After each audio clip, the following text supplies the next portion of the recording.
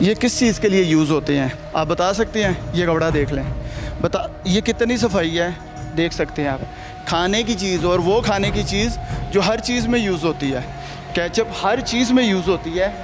क्या कोई है, पंजाब फूड अथॉरिटी यहाँ पे क्या लेने आती है अगर इन लोगों के ख़िलाफ़ कोई कार्रवाई नहीं है तो? ये बर्तन देख लें, ये देखें जी, यहीं पे पैकिंग हो रही है और यहाँ की सफाई देख लें, जहाँ पे ये पैकिंग हो रही है बाकायदा तौर पर नीचे अपने पाँव में भी देखें, नीचे गिरी हुई हर चीज़ जो है वो नज़र भी आ रही है। भाई कह रहे हैं कि सफाई पूरी हम रखते हैं, बस अभी सफाई हुई नहीं है, अभी करनी है।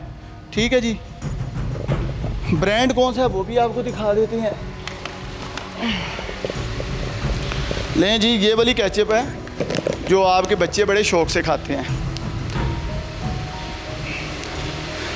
इन्होंने स्वाद के नाम का कोई ब्रांड बनाया हुआ है और ये आपकी चिली गार्लिक सॉस है जी, चिली गार्लिक सॉस जो आप बड़े खुश होकर खाते हैं, ये वो है।